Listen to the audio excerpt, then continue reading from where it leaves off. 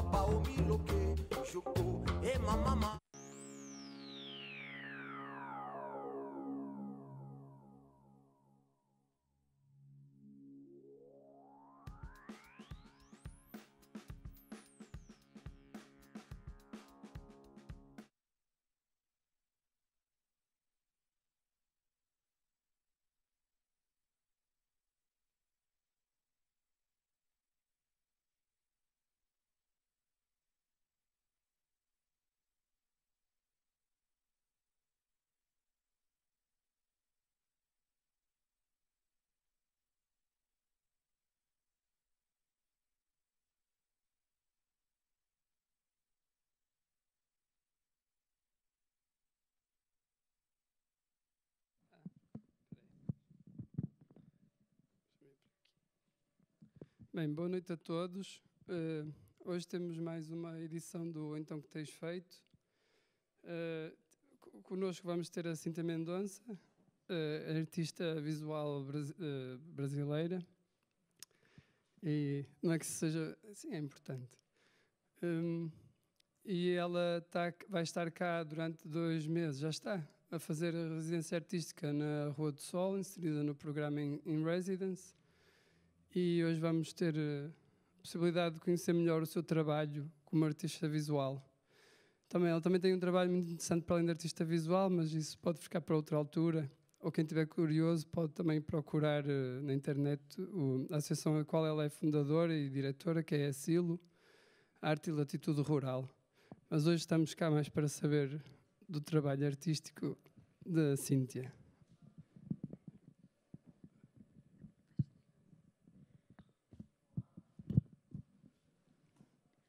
Boa noite a todas, todos. Obrigada, José, pela apresentação. Vamos combinar assim? Eu vou falando e, se vocês tiverem perguntas, vocês podem levantar a mão e assim a gente vai levando a conversa. Porque a conversa, inclusive, ela pode ir mudando um pouco o rumo a partir das perguntas e do interesse de vocês. Tem algumas possibilidades para poder mostrar o trabalho. Eu, a princípio, foquei em 2 pontos principais, 2 trabalhos principais, mas, de acordo com a curiosidade, com o interesse de vocês, a gente pode ir indo para outros caminhos. Então, fiquem à vontade em fazer perguntas e me interromper, ok? Então, vamos lá. Bem, eu vou começar me apresentando um pouquinho. Como disse José, eu ando dividindo o meu tempo entre o meu trabalho artístico e a coordenação desse espaço que se chama Silo Arte e Latitude Rural, que é um espaço onde a gente faz residências, laboratórios de experimentação em arte, ciência e tecnologia. Nós estamos localizados numa zona rural, na tríplice fronteira de 3 estados brasileiros, Minas Gerais, São Paulo e Rio de Janeiro, numa montanha que tem uma natureza muito exuberante, que se chama Serra da Mantiqueira. E é lá que eu vivo e é de lá que eu tenho produzido as minhas coisas. Mais adiante eu posso falar, em outra ocasião, sobre a Silo para vocês, que, de alguma maneira, pela maneira como tudo é feito, também poderia ser considerado mais um trabalho de arte, alguma coisa assim. É uma organização que é dirigida por artistas e, no entanto, a gente está articulando em muitas outras áreas, mesmo sendo artistas, né? A gente não está só tratando das questões da arte. Então, isso é bastante interessante, mas a gente pode falar isso em outro momento. Bem, a minha formação, ela começa com a dança, depois eu vou para o teatro, e eu me formo, faço a universidade de teatro, e, por fim, vou parar nas artes visuais, a partir dos meus trabalhos e também da pós-graduação. Então, eu trabalhei como bailarina, como diretora teatral, como dramaturga, e eu tenho 2 curiosidades que eu gosto de contar da minha formação, que é a seguinte. Uma é que eu fiz, durante 3 anos, residências artísticas num espaço que existia no Brasil, já não existe mais, infelizmente, se chamava Pontos de Cultura, que eram espaços de cultura popular, onde artistas da cultura popular desenvolviam seus trabalhos. Então, eu tive oportunidade, durante esses anos, de trabalhar com artistas muito especiais, que trabalham com dança, música, com várias manifestações que são muito interessantes e complexas no Brasil, no Nordeste. E foi muito interessante porque essas pessoas, além delas serem artistas, elas também são lideranças comunitárias, elas são lideranças espirituais. Então, a vida, a política e o fazer artístico se misturam. Então, para mim, foi uma escola também, foi muito interessante. A outra coisa que eu acho que vale a pena mencionar é que, enquanto eu estudava teatro, eu trabalhei por 5 anos dentro de uma instituição de ciência, que se chama Fiocruz, que é, por exemplo, o lugar de onde saem as vacinas do Brasil, né? Uma instituição referência para nós em saúde pública. E, durante esses 5 anos, eu trabalhei junto aos pesquisadores de ciência, desenvolvendo seus trabalhos em áreas distintas, endemias e outras tantas coisas. E foi muito interessante como isso também me abriu os olhos um pouco para outras questões que não fossem só as questões relacionadas à arte em si, né? E, de fato, eu era uma artista dentro do laboratório, colaborando com esses cientistas, oferecendo a eles ferramentas da arte, metodologias, referências e tal. Pois bem, eu posso dizer que, a partir desses exemplos que eu dei para vocês, é que assim, o meu interesse sempre é a vida, né? O que está acontecendo, os laboratórios de ciências, as repartições públicas, as organizações, o que está acontecendo no mundo, né? Isso me interessa muito como artista e me relacionar com isso, às vezes, de uma maneira não muito óbvia, é o que eu tenho tentado fazer. Eu cheguei do Brasil faz 2 semanas. Eu preciso dizer para vocês também que não foi não foi nada trivial fazer essa viagem no meio dessa pandemia. Não sei se vocês sabem, mas hoje, no Brasil, a gente já tem cerca de 144 mil pessoas mortas pela pandemia. Isso podia ter sido evitado. E é justamente no momento de crise democrática também, né? Então, dentre as inúmeras reflexões que artistas e intelectuais fizeram durante esse período, imagino que isso aconteceu no mundo inteiro. Aqui em Portugal deve ter tido várias pessoas pensando e mobilizando, né?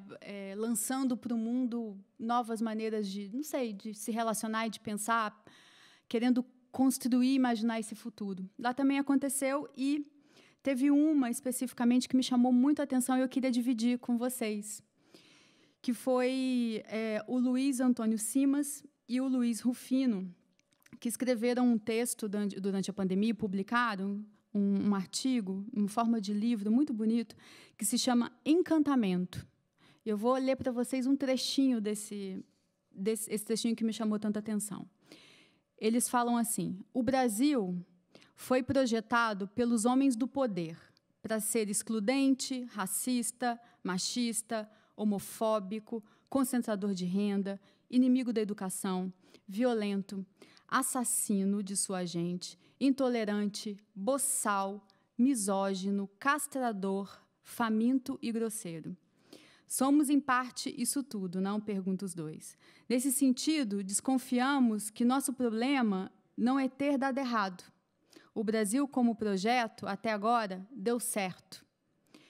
E talvez seja o nosso trabalho, né, miúdo, constante, longo, de enfrentamento e de aprendizado. A ideia de resistir não é mais suficiente, diz eles.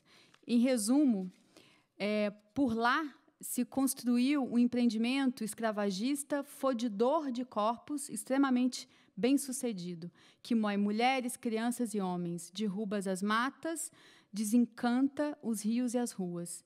Deu certo até hoje com sobras. A nossa chance é começar a dar errado, como indivíduos e coletividade, com a maior urgência. Então, me chamou muita atenção a questão de que ele diz que existe um empreendimento que está dando certo, essas mortes estão dando certo, a perda de direitos está dando certo, e que a gente tem que dar um jeito de fazer essa coisa dar errado e logo, né? Então, quando me chamam para essa conversa e me perguntam aí o que eu estou fazendo, né? E eu fico me imaginando que eu acho que eu estou tentando fazer com que essa merda toda dê errado. É isso que eu quero. Que tudo dê muito errado, porque precisa dar errado logo. Enfim, queria compartilhar isso com vocês, porque eu venho de outro lugar e venho trazendo um pouco dessas reflexões comigo, chegando aqui, aterrissando, deixando as coisas também se modificarem, né? Observando vocês e trocando. Bem, eu vou começar mostrando para vocês um projeto que foi feito em 2012. É um vídeo. A gente vai ver juntos, depois a gente segue.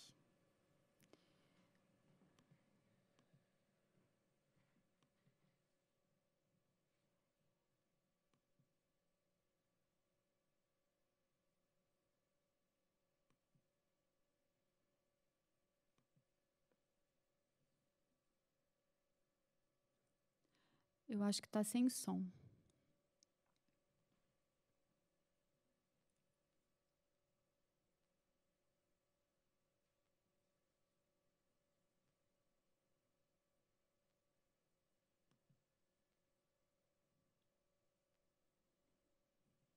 Quer que eu faça? Porque ele está bloqueando aqui, ele não me deixa aumentar. Vou começar de novo.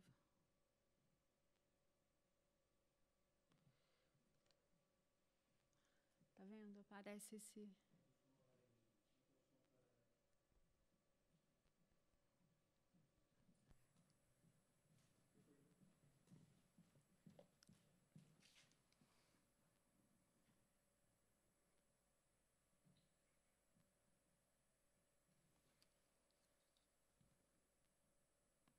Ah, ok.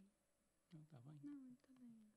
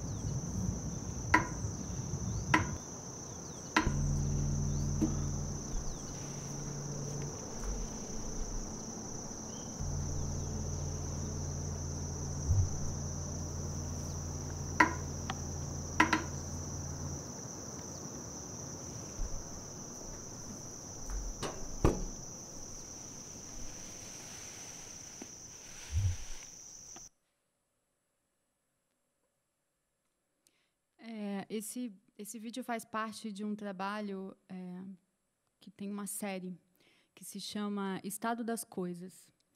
e é justamente um trabalho sobre a relação com objetos técnicos. Então, eu escolho alguns objetos, já trabalhei com vários, já trabalhei com ventilador, motosserra, roçadeira de motor de 2 pontos como essa, ou elétrica, rádio e outras coisas mais. E a ideia é que eu possa estabelecer uma relação de proximidade com esses objetos técnicos.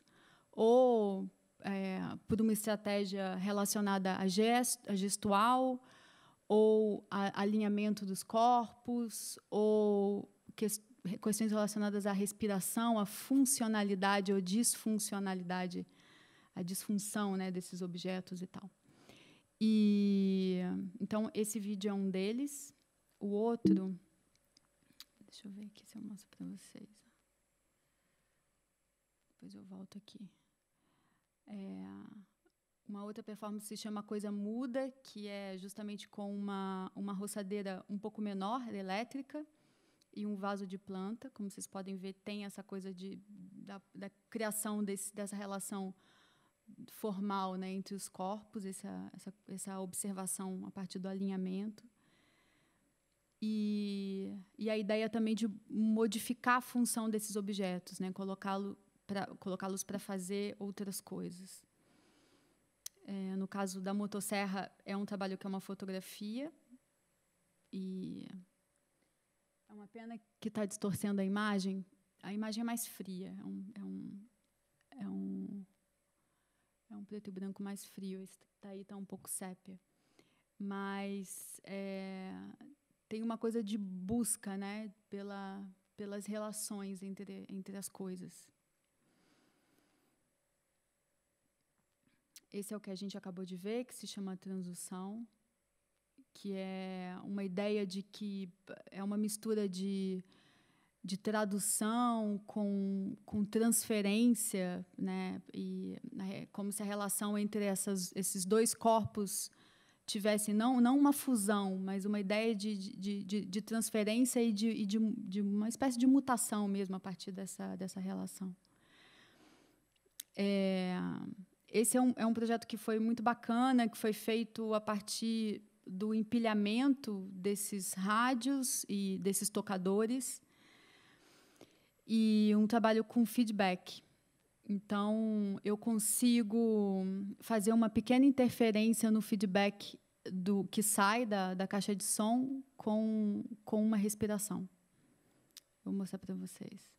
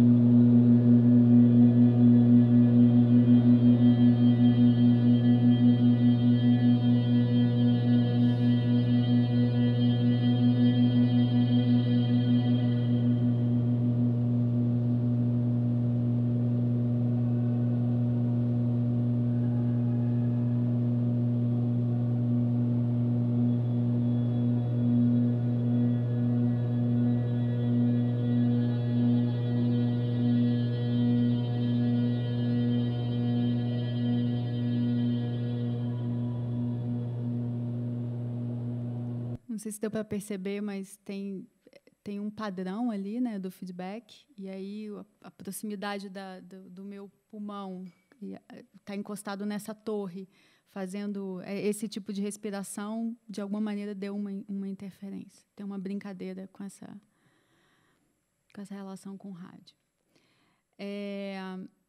Essa é uma performance que quando vocês chegaram estava ali, com o ventilador, que também tem um vídeo, vou mostrar para vocês. Também nessa mesma linha de criar um alinhamento entre os corpos, estabelecer um gestual ou deixá-los numa situação de desconforto, né? Os dois corpos, para que aconteça alguma coisa.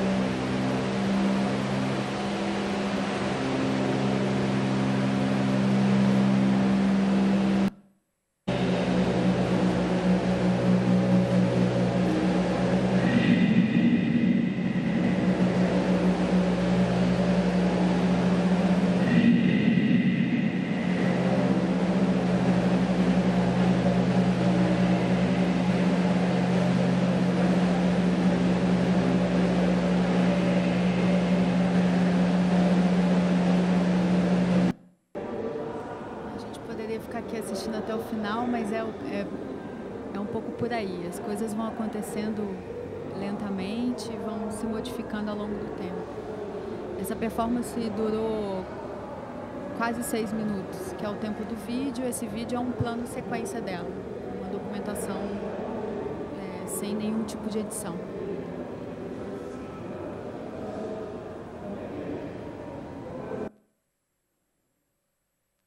Essa performance aconteceu num espaço chamado Centro Cultural Hélio Oiticica, no centro do Rio de Janeiro, que é um espaço bastante interessante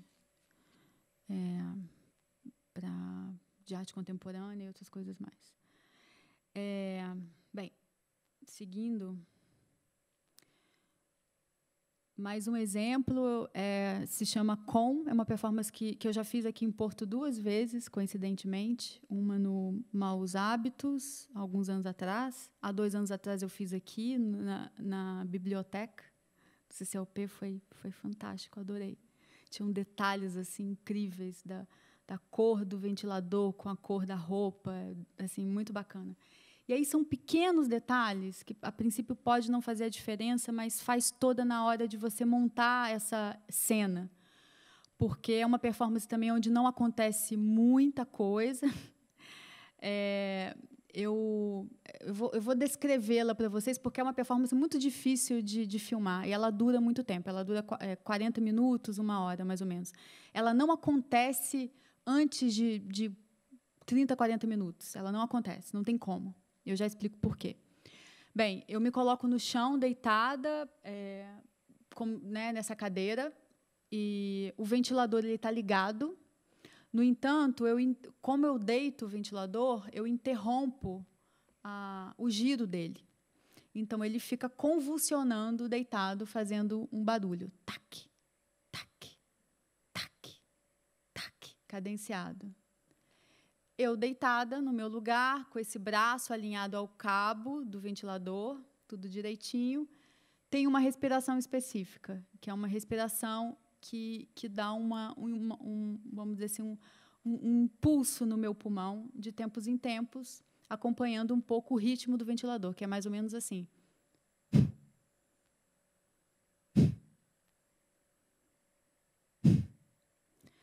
Bem, passou meia hora fazendo isso, você começa a ter problemas, né? Começa a ter problemas no cérebro mesmo. Tem um problema de oxigenação aí. E aí eu fico com muita cãibra no corpo, então eu começo a comichar. E aí é perceptível para as pessoas presentes que eu perco a condição de seguir no ritmo que eu estava antes, que eu fico jogando com o ventilador. Então, é quando eu começo a perder essa capacidade de fazer do mesmo jeito. Então, a gente começa a se desencontrar, eu e o ventilador, a partir de algum momento, nesse som.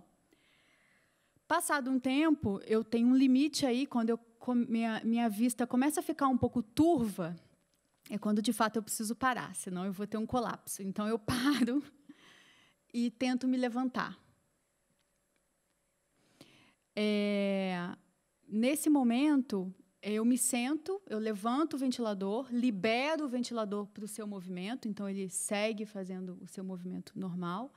Eu me sento na cadeira e, na medida que eu vou resgatando a minha consciência, eu tento seguir o ventilador e a gente termina olhando, né, para o mesmo lado.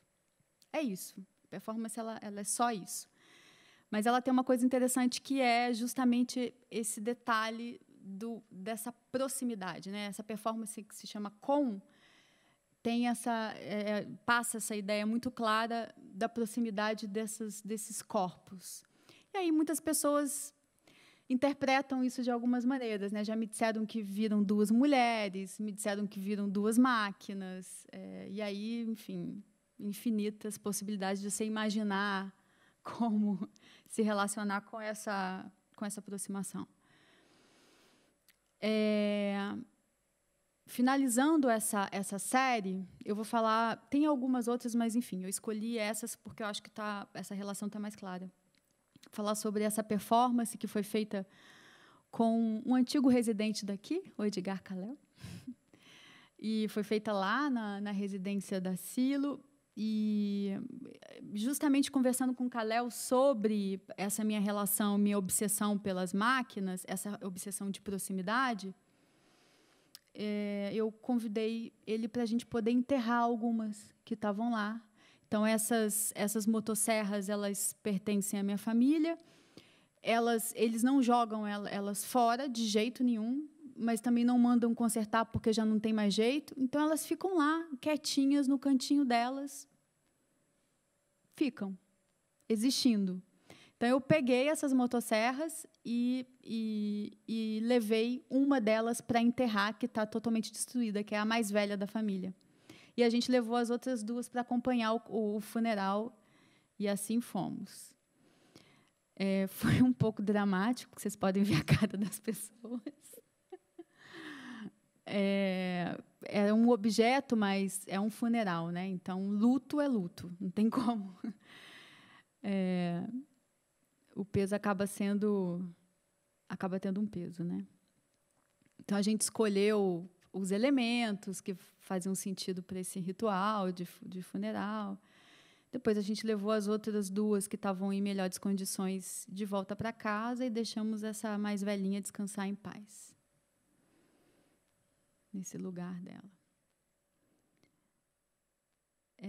Isso foi uma performance que, enfim, nasceu a partir dessa conversa com o Calel, e, no futuro, a ideia é que eu consiga fazer esses enterros de várias ferramentas de trabalho, né, que são objetos técnicos, né, com as pessoas mesmos, né, com os seus próprios usuários, né, e pedir para que eles façam isso, que eu possa filmar e transformar isso em filmes, em vídeos. Bem, eu posso seguir? Vocês querem fazer alguma pergunta? Tem alguma curiosidade em relação a essa parte do estado das coisas? Eu acho que eu vou mostrar uma obra que é anterior a essa. Eu vou ficar indo e vindo, que agora eu olhei para o Zé e lembrei dela, que é para vocês entenderem de onde que vem esse trabalho. Esse trabalho ele nasceu na minha pesquisa de mestrado na universidade, e eu estava pesquisando muito sobre a ideia da população, do povo das máquinas, esse termo que era usado por um filósofo chamado Gilbert Simondon, que foi contemporâneo do Deleuze. Ele era um tecnólogo muito obcecado pelas máquinas, fazia filosofia a partir da análise das máquinas, dos motores, das linhas telefônicas da época, da década de 50. E ele fala dessas máquinas como um povo mesmo, um povo que, inclusive, é escravizado, é servil, e que, por ser servil, também nos põe em situações de servidão, né? E eu achava isso bastante interessante e comecei a investigar muito relação tentar entender como é que esses objetos técnicos atravessam a gente de verdade, né? Então, um primeiro experimento que foi feito foi em parceria com uma artista visual e sonora que se chama Leslie Garcia, que é mexicana, uma amiga, e a gente fez um experimento mesmo, tá? Não era importante dar certo, o importante era o processo do experimento, que foi muito divertido. E a ideia era o seguinte: era conectar em mim uma máquina e uma planta e tentar medir a reação da máquina, a reação da planta e a minha reação. E a gente tentava criar parâmetros para poder medir tudo isso, né? Então, o que a gente usou? A gente usou na planta um sensor galvânico, que é o que vocês podem ver que está na plantinha aí. Em mim, no meu braço, era um aparelho que era tipo uma acupuntura elétrica. Tem um nome para isso. Que é o seguinte: ele descarrega ele descarrega choques, descarga elétrica, pequenas descargas elétricas. Porém, se ele for conectado a alguma coisa que estimula ele, eu não controlo. Quem controla é o que está estimulando. Então, ele foi conectado à planta. Então, a planta ficava estressada, ela mostrava o estresse através de eletricidade, o sensor galvânico mede isso, e eu recebia esses choques, que chegou até 9 volts. Foi bem difícil em determinado momento. E eu tinha um leitor... Gente, é muito maluco esse trabalho. Eu tinha um leitor de ondas cerebrais, olha só, que eu usava e tinha todo um gráfico. A gente estava se sentindo assim, cientistas, né? Todo um gráfico que media as minhas reações a partir desses estímulos. E eu tentava controlar, e aí tinha essa pegadinha, que eu tinha que tentar controlar alguma coisa para eles entenderem se eu estava, entender a oscilação da minha reação ou não. Então, eu tentava controlar um dispositivo pelas ondas cerebrais. Vou mostrar para vocês o vídeo. Cadê o vídeo? Aqui. Ele está no 1,29.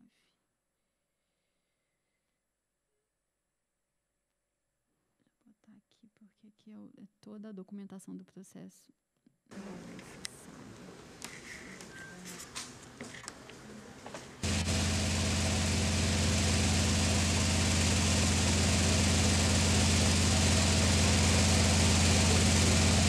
Obrigada outra vez. Não tinha controle do meu braço. Isso era o pulso, era a descarga elétrica que fazia isso. Isso é um dispositivo que eu tentava controlar, que nada mais é que uma caixa de som com a boca virada para cima, uma película, e esse líquido, que mais parece, na verdade, uma pasta muito líquida, e a ideia era que eu tentasse controlar os graves com a força do meu pensamento, talvez. Né? A partir desses estímulos. Isso eu acho que foi a única vez que eu consegui fazer alguma coisa. Porque estressa muito, né? Você ficar levando choque, então o meu coração ficava disparadíssimo. E aí teve um momento que eu tentei meditar mesmo, respirar, fechar o olho, não sei. E aí foi quando, de repente, deu essa parada. Assim, todo mundo... mas até hoje a gente não sabe se tinha algum controle ou não. Não importa, o que vale era o experimento, era a gente criar toda essa estrutura de experimentação e tentar imaginar a influência real ou não dessas coisas. A gente pesquisou algumas coisas que tinham algum fundamento científico, outras não tinham tanto, também não era tão problemático isso. E foi daí por incrível que pareça, que nasceu o estado das coisas, que é quando eu saio desse lugar, dessa interferência, vamos dizer assim, que é visual, né, que você é óbvia a partir de um experimento científico e tal, e vou para um lugar que busca a partir da performance e de trabalhar limite do corpo e interrupção da máquina, vamos dizer assim, né, de alguma maneira, e aí vai nascendo essa série, né? Mas ela vem desse experimento maluco.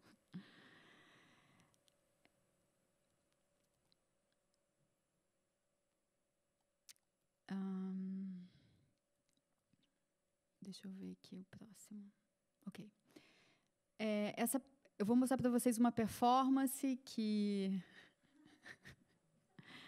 eu fiz com esse meu amigo, Sirius, que eu fiz aqui também há 2 anos atrás. Essa performance nasceu quando eu estava saindo do Rio para vir para cá, num processo para passar uma temporada na Europa. Foi o processo de impeachment da Dilma Rousseff, que foi presidenta do Brasil e tal. E aí essas coisas mexeram muito conosco lá, né? A gente está vivendo o que a gente está vivendo agora muito por conta desse momento. Então, o que aconteceu quando tem esse impeachment é que insurge no Brasil um discurso muito popularizado que tinha um tipo de fala muito específico em relação aos verbos usados, a energia das frases, que era uma coisa que dialogava muito com o que a gente conhece com o nome de fascismo, né? E isso chamou muita atenção e tinha uma evidência nisso num programa de rádio que se chama A Voz do Brasil, que é um programa muito antigo que existe desde a década de 20 e que é o porta-voz do Estado. Então, em alguns momentos, ele foi um espaço extremamente democrático, em outros menos, e sempre foi um espaço de mostrar, né, divulgar o que o governo brasileiro vem fazendo. E eu, de vez em quando, escuto esse programa, e aí me chamou a atenção o que estava acontecendo dentro do programa. E esse discurso, né, que eu estava me referindo anteriormente, estava lá dentro.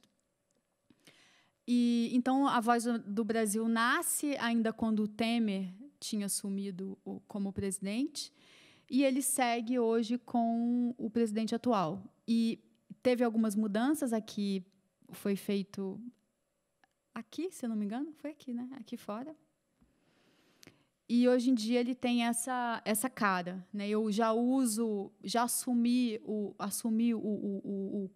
se fala aqui esse quadro, como é que quadro? Esse quadro escolar que você escreve com giz, uma referência a um pedagogo bastante respeitado e admirado no Brasil, que se chama Paulo Freire. O Paulo trabalhava muito com a alfabetização de adultos a partir de verbos, palavras que ativavam as pessoas a aprenderem, né? Era um aprendizado ativo, não só de repetir, mas de conectar com o seu universo, fazer sentido e, ao mesmo tempo, criar reflexão enquanto se aprende, né? Porque alfabetizar adultos é uma outra coisa, né? Essas coisas elas têm que vir acopladas, assim. Então, e é muito sofisticado o método dele e tal. Então, um pouco inspirado nessa ideia. E aí eu escuto essa rádio, eu escuto com o público. Vocês vão ver essa performance se vocês vierem para o Cabaré em breve. Daqui a pouco. Eu convido o público a escutar comigo e eu vou pescando essas frases e vou organizando elas nesse quadro e vou compartilhando um pouco essa visão crítica em cima disso, né, que tá. E é isso. É um dispositivo visual, né, de dar a ver, vamos dizer assim, essa fala que já é sobreposta, confusa, desconexa. Às vezes não faz sentido nenhum as coisas que estão sendo ditas no mesmo discurso. Então, é meio que uma maneira de pescar isso e tentar organizar e analisar um pouco o que está acontecendo, né? Então, é uma performance que tem levantado bastantes discussões. E aí tem alguns detalhes que eu não vou contar. Vou deixar para quem quiser vir para o cabaré. Não, tem mais coisas por aí. Vou mostrar para vocês um pouquinho de um trabalho que eu faço de ação e fotografia, que é a ideia de fotografar os objetos, algumas ações, que vem da performance, né? Meu trabalho é com performance, então vem muito daí.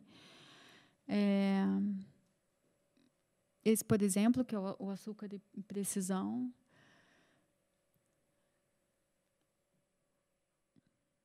E acho que aqui já foi. Ah, tá. Esse projeto também é do Estado das Coisas, só que ele nasce também naquele experimento da planta, só que ele toma uma outra direção, que é a direção da matéria do corpo mesmo, né? A ideia de buscar com essas fotografias, no contato com esses objetos. Aqui é um trator enorme desses de agronegócio e tal. E aí, essa relação da plasticidade da pele com isso, né? Você não sabe muito bem que material é esse, dependendo de como você está vendo. Essa cor aqui da projeção está perdendo um pouco. Como eu disse antes, está mais sépia do que aqui no original. Aqui é só para ter uma noção do que é. É isso. E aí, sigo. Sim. O que eu venho fazer aqui, né? Nesses 2 meses. Eu acabei de encaminhar um trabalho que é uma publicação. E essa publicação ela é dividida em 4 cadernos. Cada um desses cadernos é mobilizado por um acontecimento-chave, né, que vai, vamos dizer, desdobrar na realização desses trabalhos, dessas obras. E esse aqui é um deles, que se chama Sequestro, que foi uma coisa que aconteceu, que eu fui contaminada com um toxoplasma. Gondy, que chama toxoplasmose, é o nome da doença que dá. É uma coisa bastante trivial, mas o meu organismo não foi. Tipo, eu faço parte de 1% da população que tem sintomas estranhos. E eu descobri, ao longo do processo, depois conversando com um cientista, que no meu processo de febre, algumas das imagens que eu tinha eram parecidas com as imagens que ele tinha de microscópio eles são protozoários, né? Desses protozoários sequestrando as células humanas. E eu fiquei bastante curiosa com isso, e eu comecei a trabalhar a partir das imagens dele. E aí tem uma série, depois eu vou mostrar mais para vocês, que é uma composição de textos com essas imagens desse sequestro, vamos dizer assim. Que é tipo isso, né? Esse mais esverdeado ele é um parasita,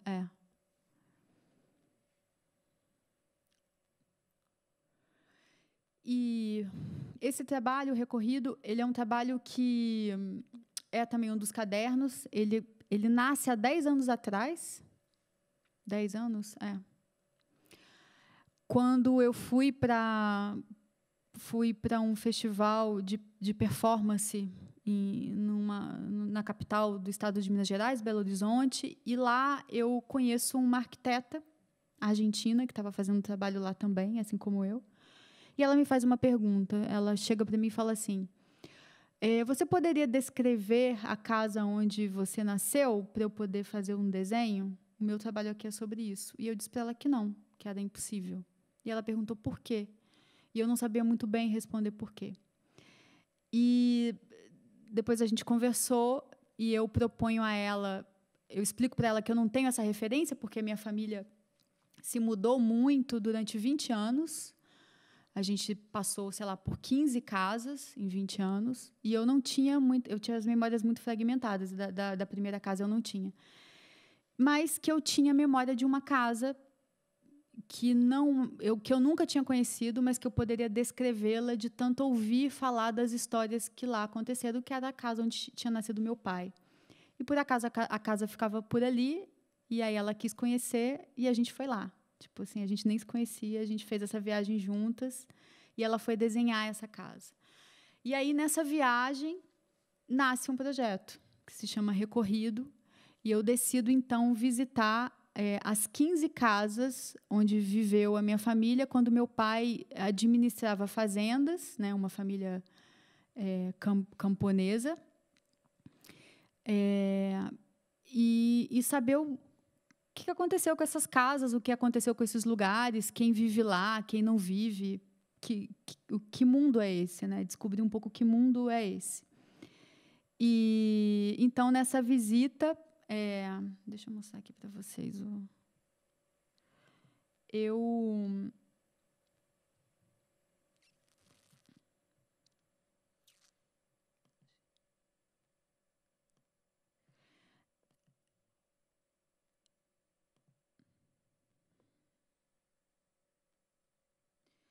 Nessa visita, eu vou descobrindo muitas coisas. E daí nasce esse caderno desse livro, que é uma composição entre as fotografias que eu consegui tirar dessas casas, de uma maneira sem muito cuidado, um olhar, um flash, o que é possível, né? Porque isso envolve muitas coisas. As casas não são minhas, sequer essas casas são das pessoas que vivem nelas. Então, você tinha ali camadas e camadas de diálogo para você conseguir chegar perto da casa, ou conseguir entrar, ou conversar com as pessoas, né? Então, cada lugar desse, quem estava lá me recebeu de uma maneira totalmente diferente, quando havia casa, quando havia pessoas. E uma coisa comum é que todos os lugares eles eram improdutivos ou abandonados. Então, assim, quando eu vivi neles, não era assim, eram fazendas produtivas, né? Meu pai a minha família morava lá e tal, normal. E 10 anos depois, ou mais de 10 anos depois, 20 anos depois, 30 anos depois, esses lugares, eles praticamente não existem mais. E aí, o que eu faço é criar uma composição de narrativas, que são mini-contos. Esses mini-contos são relacionados a uma memória, a uma imaginação, a uma tentativa de descrever o que eu vejo. E também tem os desenhos das pessoas tentando lembrar dessas casas, né, que são memórias sobrepostas a partir desses desenhos. O desenho do meu pai, da minha mãe, o desenho da arquiteta, ela foi comigo, a gente fez essa viagem juntos. Às vezes, os meus desenhos.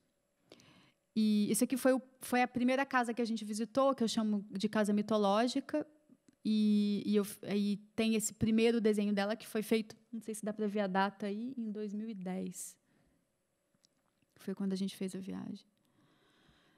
E eu queria, de repente, mostrar para vocês uns trechinhos desses textos, para vocês saberem do que se trata.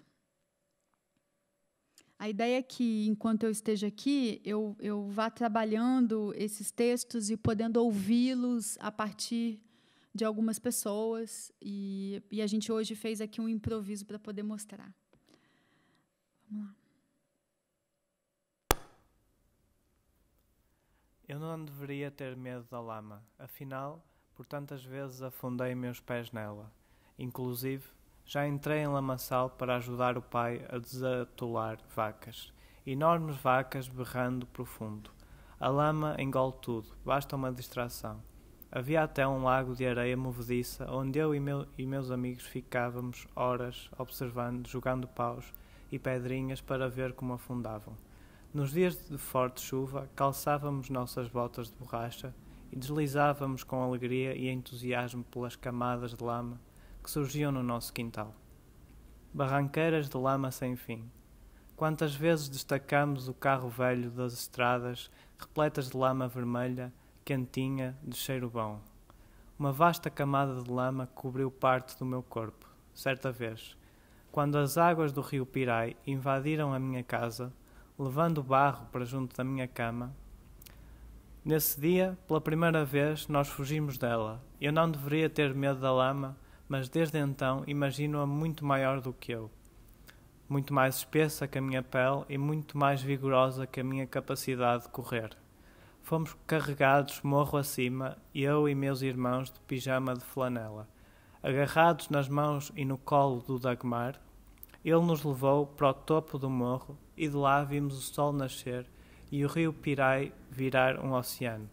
A gente vê de longe o telhadinho da nossa casa. Não sei dizer ao certo quanto tempo se passou desde a abertura das comportas da usina de Light e o avanço da água em direção a nós, mas me lembro muito bem do que aconteceu depois. O mar de lama cheirosa e quentinha nos esperava quando o nível da água baixou. Meus pais e o pessoal da fazenda fizeram um mutirão para limpar e organizar tudo, enquanto as crianças se revezavam entre ajudar com o que podiam e deslizar na lama. Experimentando com a bicicleta, eu tropecei e mergulhei de corpo inteiro num monte vermelhinho de lama pastosa.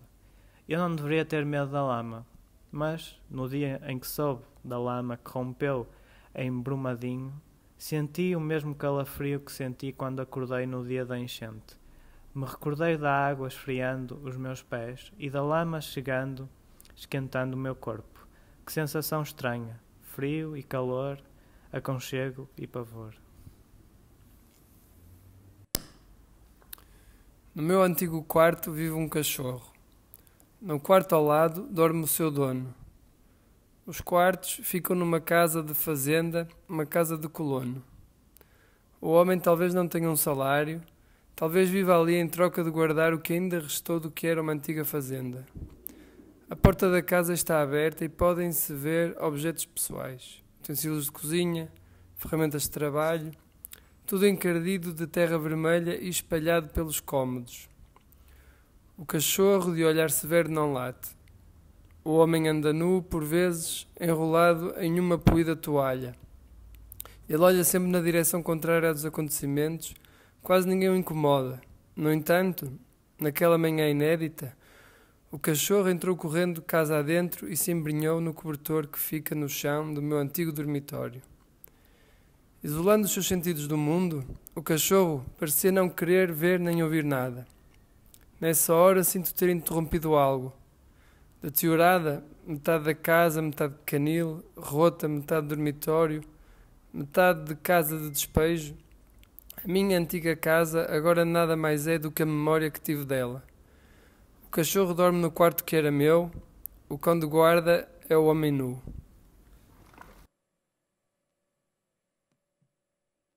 Bem, são 2 exemplos, tem muito mais.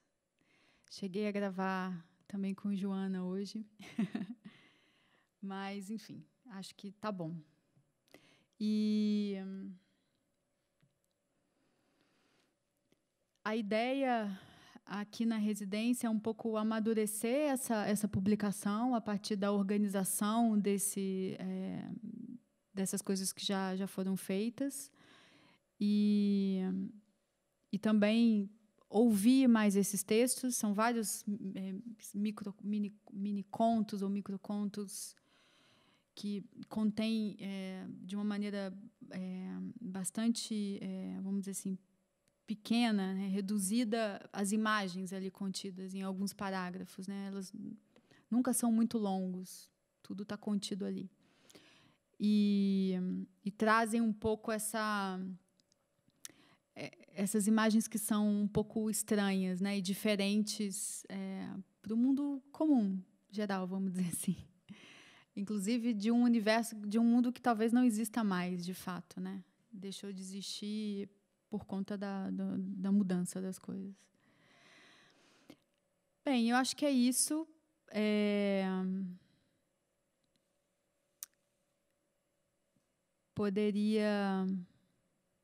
Acho que a gente pode ir parando por aqui, conversar um pouco, e qualquer coisa eu retomo algumas outras coisas.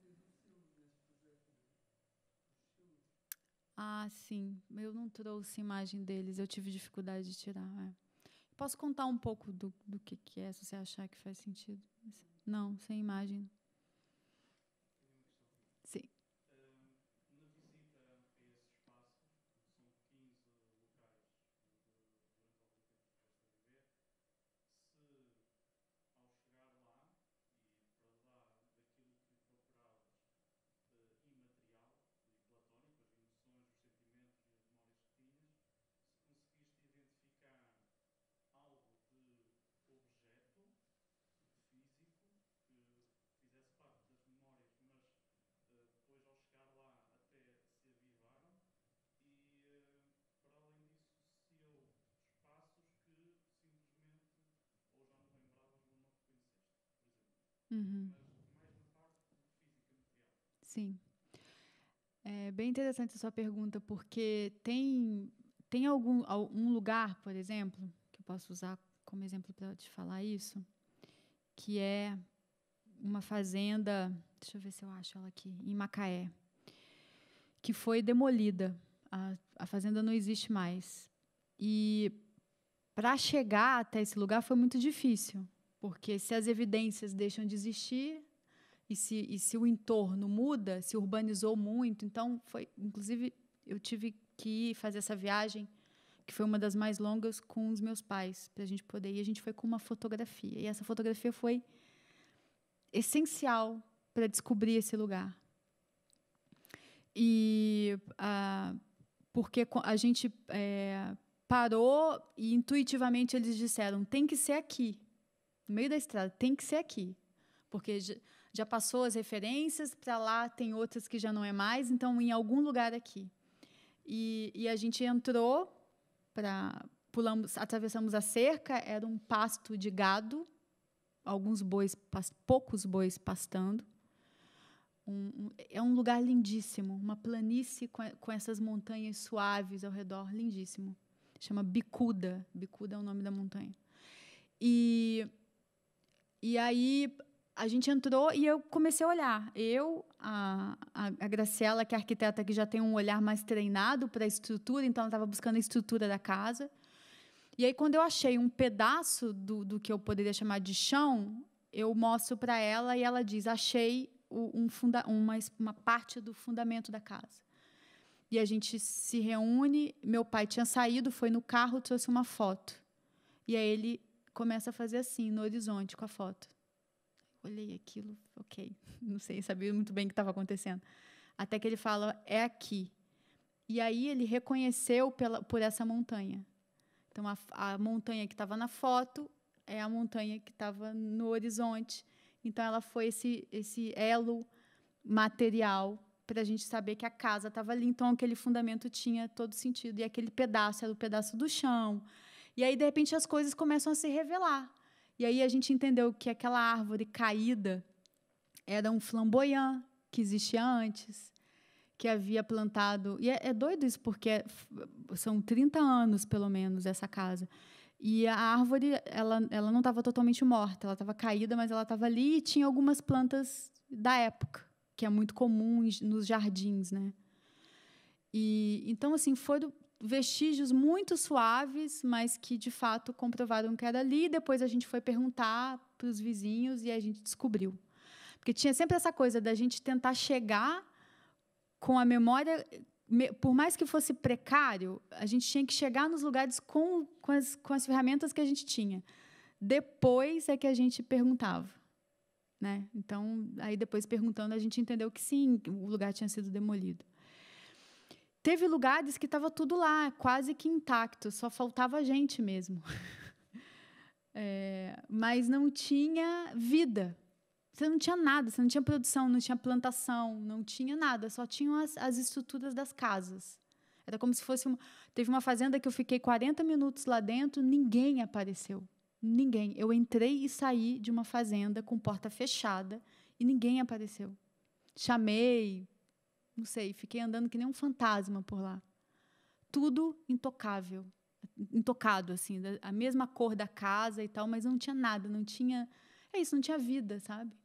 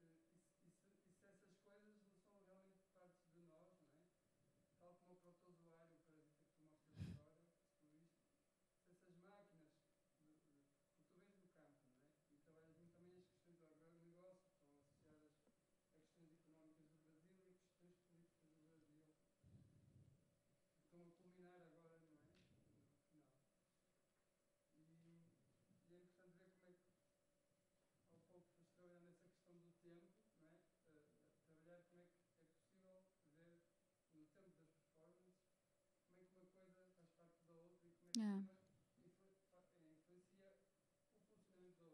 É.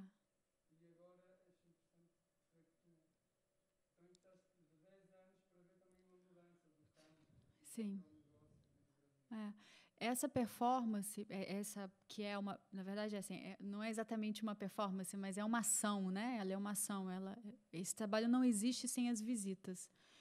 E tem um motivo pelo qual as visitas só foram feitas 10 anos depois da ideia, do nascimento da ideia do projeto. É porque, há 10 anos atrás, para mim, encarar um projeto pessoal não era viável. Eu não queria isso. Eu não queria falar de mim. Eu não estava interessada em falar da minha família, do meu pai, da minha mãe, do não sei o quê, da casa que eu morei. Não interessava. Eu estava interessada em falar em outras coisas. Outras coisas eram mais urgentes. E era difícil também. Eu não tinha ali, talvez, condições mesmo de lidar com aquilo de uma maneira tão distanciada, que é o necessário quando você está fazendo um trabalho, né? Então, não foi feito, e ele foi feito 10 anos depois, a partir do meu reencontro com a Graciela, que ficou sonhando com isso também, porque é interessante esse trabalho, porque a Graciela pega esse trabalho e faz o trabalho dela também. A gente tem um lugar de encontro nosso e os individuais de cada uma, né? Ela, a partir das questões dela e eu a partir das minhas. E a sensação que eu tenho, José, é que quando eu trabalho com as máquinas, eu estou falando da mesma coisa, só que de um outro jeito, sabe? E de um jeito que era, para mim, o mais importante naquele momento, que é não ter questões pessoais ligadas, não ter a primeira pessoa. Depois de um tempo, eu entendi que eu não tinha como fugir mais da primeira pessoa. Ela estava ali, batendo na minha porta. Eu tinha que passar por isso de alguma maneira. Então, eu falei, ok, então vamos lá, vamos fazer, e aí é isso. E aí tem que passar, porque aí depois eu vou fazer outra coisa, já pensando no futuro. E aí aceitei esse é um desafio isso, né? Porque você tem que lidar com camadas e camadas de coisas, entender ainda o que é relevante e o que não é, né? O que é relevante escrever um texto em primeira pessoa, por quê? Né, entender isso e assumir isso é difícil, mas era um caminho que também era necessário. E eu acho que tem uma coisa que talvez tenha a ver, que aí eu volto àquela coisa das populações, dos povos, dos povoados, das coisas. São máquinas, são animais, são pessoas. Estamos todos aí. Na verdade, não existe tanta diferença entre essas existências, no entanto, a gente insiste em marcar essa diferença, né? Marcar essa humanidade, essa força, né? Vamos dizer assim, que impera sobre os outros. Só que, no entanto, nós estamos na mesma situação, né? de estruturas de servidão, que é esse que é o problema. E era isso que o Simondon dizia lá, que ele dizia, não adianta você achar que está resolvendo o problema escravizando máquinas. Eles falavam escravizando máquinas. Olha que coisa que parece estranha, né? Escravizar máquinas, sim, assim ele dizia. Porque, no final das contas, o esquema de servidão é o mesmo. Então, se não muda o esquema, não muda a maneira de fazer e de se relacionar. Então, eu acho que voltar para esses lugares e ver que eles não existem mais tem a ver com questões relacionadas a processos migratórios, de solução de mundos, né? e configuração de mundos, que são os mundos, vamos dizer assim, os válidos, os melhores, e tem os piores, os que não valem, os que são menos, né? Então, essa diferenciação, que é uma coisa estranha, que o mundo ficou assim, um êxodo rural gigantesco, né? A maior parte da população... É isso, há 30, 20 anos atrás, era um pouco mais equilibrado, né? Campo e cidade. Hoje a maior parte da população vive, de fato, na cidade. E aí, asilo também tem a ver com isso, né? No final das contas, porque um programa de residência, um projeto que está no campo e que está produzindo lá e não nas capitais, né, também tem a ver com isso, eu acho, no final das contas.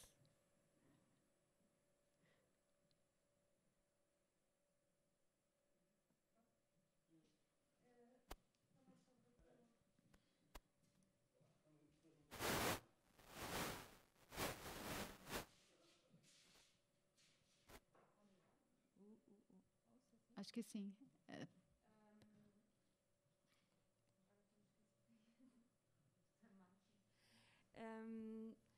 Eu acho que também tem a ver com o comentário que o Zé, se calhar, que o Zé fez, mas posso tirar a máscara para falar? Acho que sim. É? Ah, sim, já se ouve. Que eu acho que também esse próprio posicionamento ao uma espécie de nivelamento com a máquina em termos de existência, que são duas entidades, dois seres que existem, acaba por, se calhar, permitir depois voltar, porque não é um, como tu disseste há bocado, não é um processo de imitação, não é? Não estás ali, tipo, não é um espelho que estás a fazer, por exemplo, estou a falar agora dos trabalhos, por exemplo, do ventilador ou da tua respiração como é que se diz? Ter a influência da máquina e tu influenciares como é que a máquina, entre aspas, respira. Então, esse entrecruzamento acaba por criar uma fluidez que tu já não sabes muito bem os atributos que são teus e da máquina, quais é que são humanos e quais é que são atributos normalmente atribuídos a um objeto. E, por exemplo, da fotografia, é muito essa imagem que, por exemplo, nós agora temos impressoras 3D e cenas que criam hologramas e não sei o quê, mas a partir de uma fotografia que o teu pai tinha, tu consegues também reconstruir, e se calhar essa ativação da imaginação até é muito mais rica do que só... E eu acho que eu vejo assim essa circularidade também de que se calhar agora já podes chegar ao pessoal, porque também aprendeste com as máquinas esse distanciamento de te relacionares com o mundo. Não sei, gostava de ouvir o que é que achas sobre isso. Eu acho que faz sentido, sim, né? Essa coisa de uma...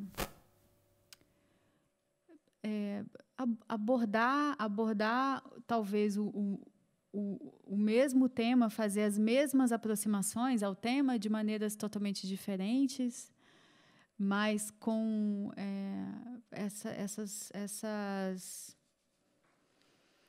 não sei, esses aprendizados mesmo, né, de possibilidade. Eu acho que tem a ver com isso, sim, né? Lidar com as máquinas, de certa maneira, é mais fácil do que lidar com fantasmas que não são meus, por exemplo. Né? Não é assim que funciona, mais ou menos? A gente acaba, né, todo mundo herda um fantasminha que não é seu, né, que tem a ver com as questões de ancestralidade. Né? E eu acho que... E aí, eu acho que tudo isso também, aí lembrando um pouco da Voz do Brasil, que é essa performance que a gente escuta o rádio junto, que eu vou escrevendo as frases, tem a coisa dos enunciados, né? Que é o que vem dentro das máquinas, dentro das pessoas, dentro das coisas, né? Que são essa coisa da expressão dessas coisas no mundo, né? Então, acho que talvez passar pelas máquinas talvez tenha me preparado de fato para encarar esses enunciados aí que eu ia encontrar em lugares, por exemplo, onde eu vou encontrar morte, onde eu vou encontrar abandono, onde eu vou encontrar pessoas vivendo de um jeito que me deixou muito chocada, né? Ou casas totalmente destruídas a ponto de eu não reconhecê-las mais. Isso não tem que me afetar, né? Isso não tem que me afetar como pessoa. Eu não tenho uma relação com aquilo, assim, passei por ali. Mas trazer isso, né, e organizar isso como uma narrativa, uma história, alguma coisa que faz um sentido depois é importante. Então, acho que sim. Acho que talvez tenha sido inconscientemente uma estratégia.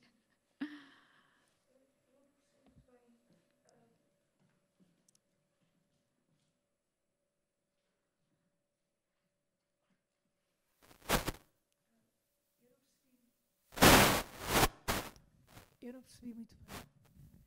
Não percebi muito bem aquela relação entre a planta, tu e a máquina. Sim. Porque eu entendi bem que a planta tivesse reações, entendi bem que a planta estivesse ligada ao tal não sei quantos galvânico, entendi que tu tivesses a sentir a planta e a estressar com os choques que a planta enviava de volta, entendi isso tudo. O que eu não entendi é qual é a relação da máquina, quer dizer, de que forma como é que o circuito estava feito entre ti e a máquina, entre a máquina e a planta, e depois, ou seja, isso é uma das coisas que eu não entendi, mas eu não entendi outra coisa que pode ter a ver com o facto de, se por acaso tivesses a receber da máquina as mesmas impressões que estavas a receber da planta, de que é que tu estavas à procura? Ou seja, até que ponto é que essa experiência depende da premissa de que a utilização humana de uma máquina concede à máquina a capacidade de influenciar de volta de uma forma elétrica. Elétrica. É importante o elétrico. Sim, posso explicar. Geralmente, entrar nessas questões mais técnicas, às vezes não deixa muito claro o que é. Então, eu geralmente faço uma narrativa dos acontecimentos. Mas, sim, posso explicar. Tem um software por trás disso, né, que fecha esse circuito. E é um software que se chama PuriData. É um software muito simples, ele é modular. E ele trabalha... você pode criar parâmetros para poder visualizar o que você quer em relação aos estímulos, a relação a perguntas e respostas, vamos dizer assim. Tá? Então, assim, a planta, que ela tem esse sensor galvânico e você tem parâmetros que você consegue transformar em eletricidade. Então, essa é uma escolha nossa. Tá? Por quê? Porque é mais fácil. Se você um humano leva uma descarga elétrica, é muito visível isso. Então, a gente escolhe esse estímulo. Mas isso é artificial. A planta não dá choque em ninguém, né? Mas a gente escolhe, a gente está criando estímulos para poder visualizar um circuito que existe, mas a gente não vê. A gente não vai ver isso, porque não tem como ver. A planta pode ficar estressada que você não vai ver que ela está estressada. Então, bem, descargas elétricas para visualizar o estímulo da planta. E aí, quanto mais estressada, mais descarga elétrica. E tem um topo ali que era 9 volts, que era o que o aparelho suportava. Bem, a segunda parte é transformar isso em visualizar isso depois que isso passa pelo meu corpo e eu estou estressada. Aí eu uso aquele capacetinho que é são sensores de ondas cerebrais elétricos, né? Alfa, beta, sabe? Quem foi criança já fez esses tipos de exame. Então, você põe aquilo e aquilo lê também. Elétrico, exatamente. Exato. Então, ele faz essa leitura. E como a gente visualiza isso? Aí é que tá. A nossa escolha foi, bora fazer um som com isso?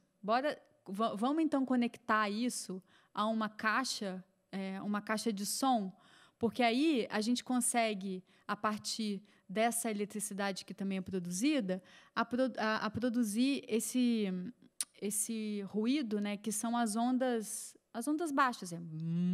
Às vezes você tem onda que você não escuta, né, dessas. Tem um nome específico para isso. Infrassons, não sei.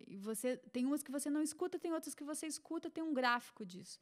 Então, a gente resolveu transformar a saída quer dizer, o meu estímulo. Como é que a gente vai ver, então, como é que a Cíntia está estressada? A partir dos graves. Então, é a partir do som, é o sonoro. Então, o PuriData ajuda a fazer isso. Então, ele transforma esse quantitativo elétrico que está passando pelo meu corpo em som, nesse ruído. E aí, para ser visual, mais uma leitura artística. Um monte de leitura artística, a gente inventando as conexões e dar a ver, através de leituras, aquilo que está acontecendo ali. Que talvez no laboratório científico ninguém ia ver nada, só gráficos no computador. Então, aí a gente põe essa caixa de som de boca para cima, uma película em cima, e aquilo que é uma coisa simática ali, né? Que vai fazer formas, né? A partir desse som grave. Quer dizer, o som grave produz formas naquele material. E o jogo era, Cíntia, você consegue controlar isso? A intensidade desses graves? Você consegue tentar relaxar enquanto está estressada? Você deixa-se ficar estressada para ver até onde esse grave vai? Né? As perguntas que me faziam era essa. Então, eu tentava me controlar e tentar ver se aquilo tinha uma reação ou não. Então, teve alguns momentos que a gente intuiu que sim, outros não, mas aí já é um outro patamar que já não cabia mais a nós. Né? A gente criou um circuito que tinha muitas leituras poéticas, vamos dizer assim, em cima de coisas que são mais científicas, e a gente não tinha um compromisso em provar uma teoria, não tinha uma tese, não tinha nada, era só um experimento, né? Onde, vamos dizer assim, o jogo era poder visualizar as coisas que não se vê dentro desses processos. E tentar esse controle que talvez não exista, né? Que não dê para você... ou talvez até exista, mas não que a gente tenha uma condição de dar visibilidade, porque a gente ali não tem os aparatos para isso também, né? A sensação que eu tive foi essa, né? Que assim, nesse momento que eu comecei a meditar, teve um momento que parou tudo. Isso é verdade. Quando as pessoas começaram a chegar, eu estava tendo descargas elétricas bem suaves. Tá? Quando as pessoas começaram a chegar para ver a performance e se aproximaram da planta, o meu braço não parava. E teve um momento que eu tive que parar a performance porque o meu coração estava dando uma alteração. A composição do ar mudou. Né? Possivelmente. E aí ela reage, né? A gente enxerga, a gente lê isso como estresse, aí começa a nossa...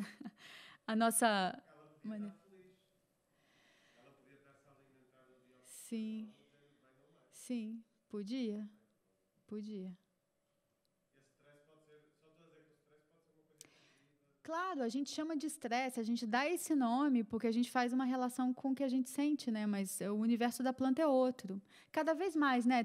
Hoje em dia, tem muitos estudos sobre plantas sendo publicados e elas têm um universo muito complexo de comunicação e tudo mais. E a gente tenta, para tentar fazer a leitura, aproximar vamos dizer assim, dos mesmos termos que a gente usa e tal, mas vai ver, não passa perto disso, né? Não sei se alguém quer. Eu ia fazer uma pergunta, mas já era há muitas perguntas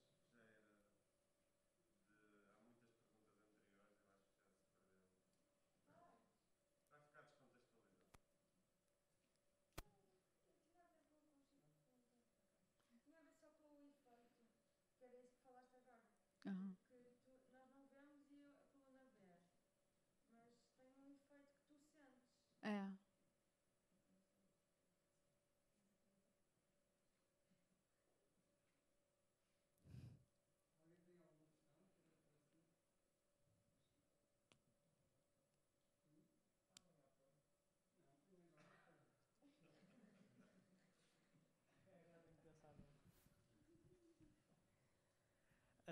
Não. Deixa-me pensar.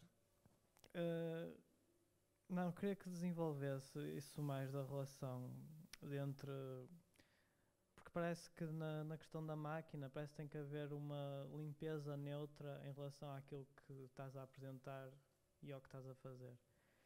E depois, ao te aproximares da questão mais familiar de onde tu viveste, parece que tem que ter uma proximidade maior, mas, no entanto, tu só fizeste isto passado 10 anos, que supostamente faz com que tenhas uma distância em relação àquilo.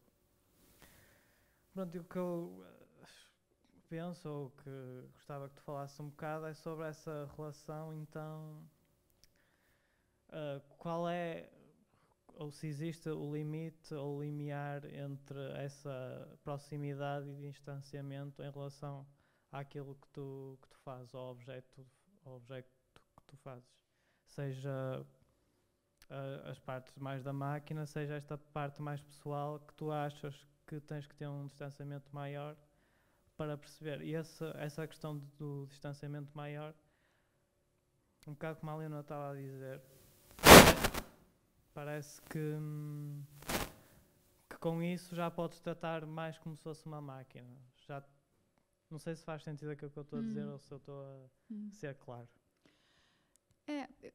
Eu acho assim que essa coisa do distanciamento, ele está, sobretudo, na capacidade de transformar isso numa obra, né? Num trabalho. Acho que é sobre isso. Acho que ele não tem... quando a gente faz esses mergulhos pessoais para produzir, são mergulhos, né? Quer dizer, você está ali dentro, está muito próximo, está íntimo daqueles processos, e aí acho que o distanciamento tem muito a ver com a capacidade de pegar aquilo e transformar em algo que possa vir a ser mais universal, né? Que ele possa tocar outras pessoas e não ser só do seu umbigo, que é o que é mais difícil, e desses trabalhos que são mais pessoais. E eu acho que talvez isso tenha a ver com uma coisa que eu venho pensando sobre a arte da performance, de uma maneira geral, que é a capacidade que a arte da performance tem de agir e não de fazer. São verbos diferentes, eu acho. Né? O fazer, me parece, pensando um pouco, sei lá, evocando aqui Fernando Deligny, que trabalhou essa diferenciação em alguma instância com as derivas, né, com os mapas que ele fazia com as crianças autistas quando ele vivia no campo com elas e tal, enfim. O fazer, ele vem de uma coisa quase que automática, consequente. Você faz alguma coisa para... Tem muito esse lugar, que é um lugar de uma ação no mundo pragmática e que é ok.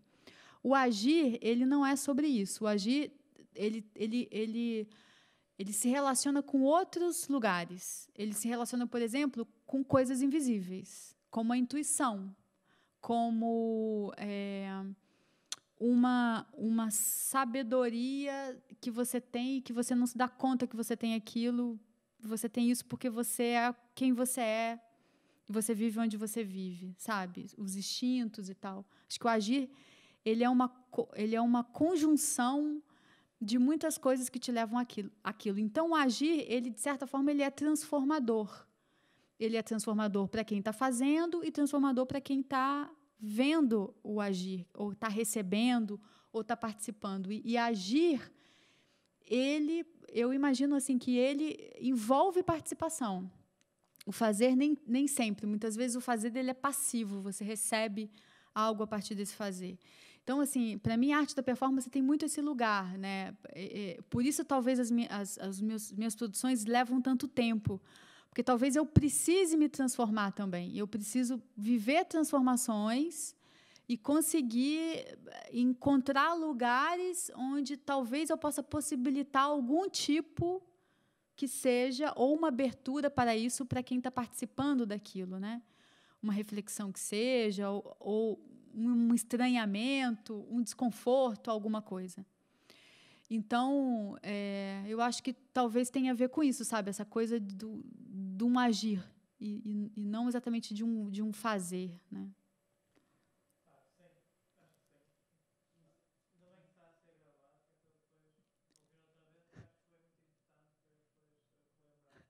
Nunca tinha pensado nessas coisas, mas dessa forma.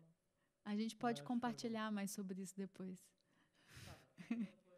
Está gravado, eu vou.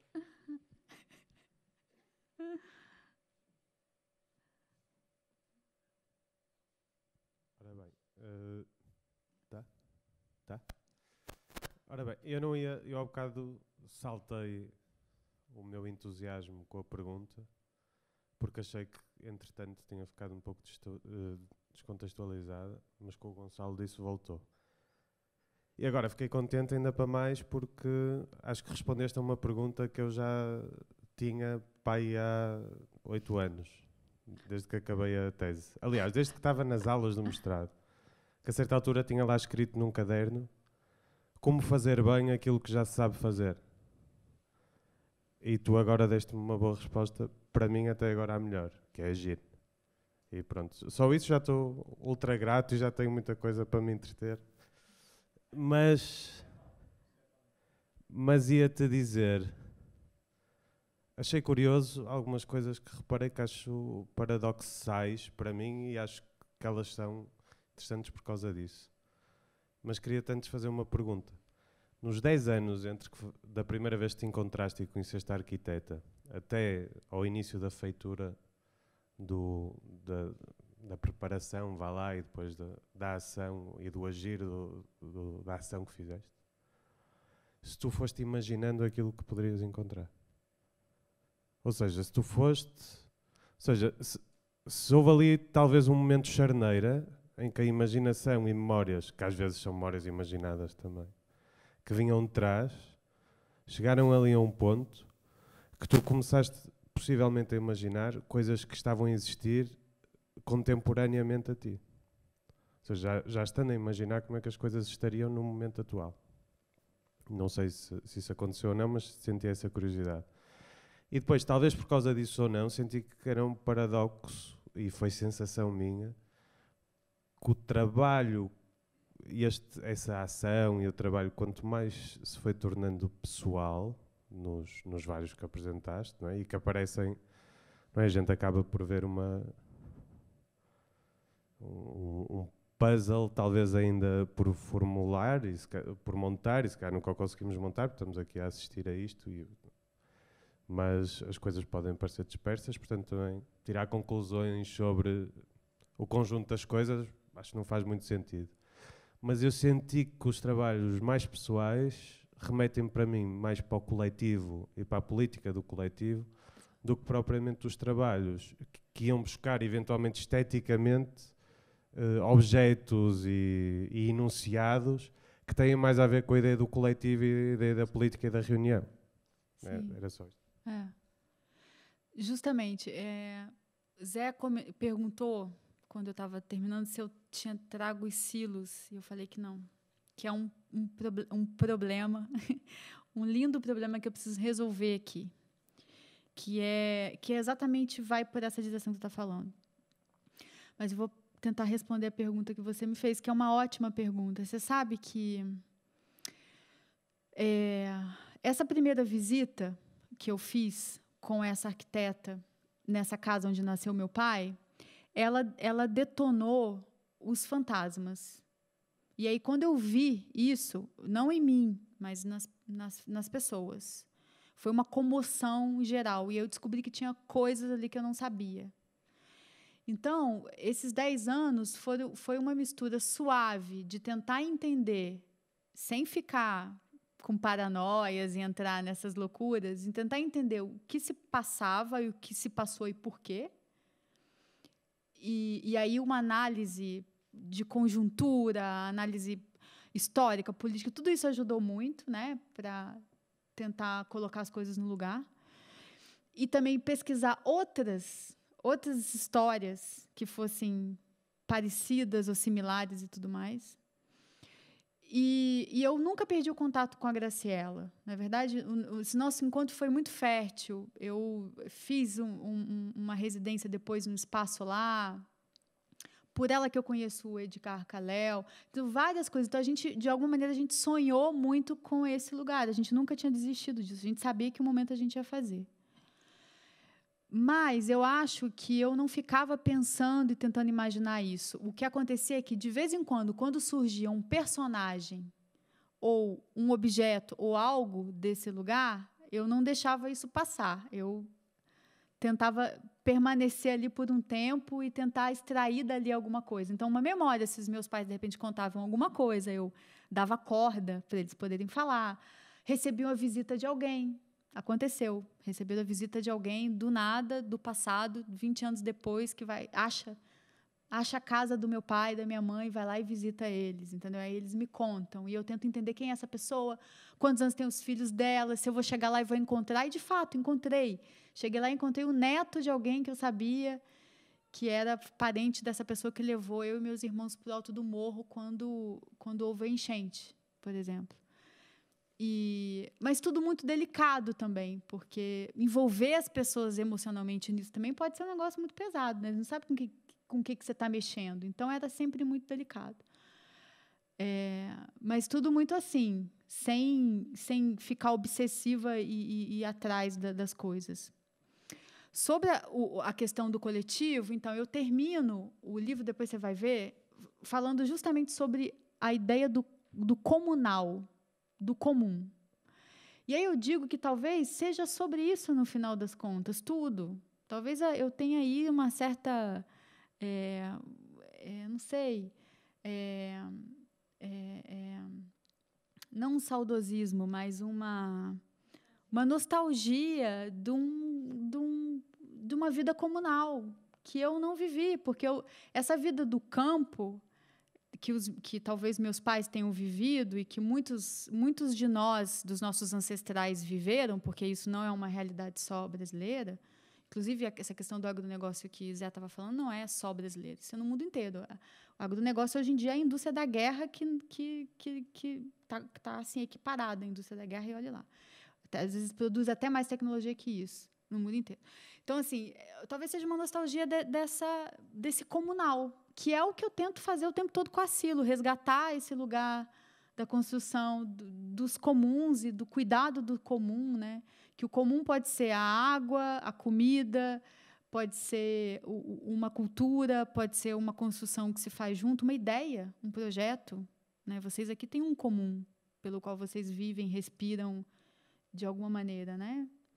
Nos seus estúdios, nos seus ateliês e tudo mais. Então, talvez sim. E aí eu fecho o livro falando sobre a figura do Silo, que eu não trouxe o desenho, mas no processo, alguns desses textos vão nascendo ao longo desses 10 anos, outros são mais recentes. Então, o livro está todo numerado de números desconexos. Então, começa com 42, depois vai para o 104, depois é o 3. E ele segue uma linha cronológica que depois vai se misturando no livro, que não importa, dentro do livro ele se mistura, mas eu quis pontuar isso para dar um pouco essa noção dessa temporalidade. Então, em algum momento eu trago a figura do silo para refletir. Os silos, vocês sabem o que é, né? Essas estruturas, hoje em dia, se a gente fala de agronegócio, sobretudo, elas são imensas, verticais, são edifícios, né? Inclusive com tecnologias e tal. No entanto, os silos antigos, eles eram o contrário. Eles eram cavados no solo e, às vezes, até profundos. Os silos egípcios eram subterrâneos, são galerias subterrâneas. Os indígenas também, buracos no meio das ocas. Então, era o oposto. E olha que coisa interessante, uma imagem que remete a um certo símbolo fálico e um outro que remete ao inverso disso, né? E olha que interessante, a passagem da organização social no mundo para o industrial, para o capitalismo, tem um corte aí com a vida comunal, com a vida comum, com a relação com o comum, com as comunidades, essa vida onde o trabalho é compartilhado, a comida é compartilhada e tudo mais. O papel das mulheres também tem aí um marco histórico em relação a isso, né? E aí eu termino o livro falando sobre isso, falando sobre que eu descobri também que os silos, eles eram os primeiros silos que foram construídos como edifício, nesse formato, eles foram inspirados em objetos sagrados ou objetos cerimoniais. Então, isso era visualizado era usado como um objeto cerimonial, ele é projetado ali e depois ele era transformado num silo grande. Então, ele tinha ainda essa relação com o outro lado, com o sagrado, enfim, com esse lugar que é um lugar que não é o do indivíduo, né? É um lugar que é maior, que é de todos nós, vamos dizer assim, se a gente for pensar de uma maneira mais pragmática, né, isso. Então, acho que tem tudo a ver com isso, sim, e talvez, no final das contas, essa ideia de chamar as coisas e as máquinas de população, de povos, né? Todo esse esforço de criar essa coletividade e se relacionar com elas de alguma maneira, né? Acho que sim.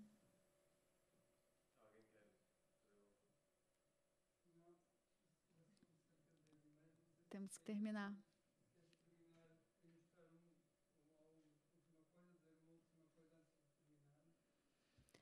Eu quero agradecer a presença de vocês. Obrigada. Obrigada pelo jantar, que estava ótimo. E é isso. Eu vou estar aqui ao longo desses dias, meses, e a gente pode seguir conversando, trocando ideia. E, no final, em novembro, vai haver um momento final, uma exposição ou uma instalação com performance. A gente ainda vai entender o que vai ser. Vocês estão todos convidados e convidadas. É isso. Obrigada.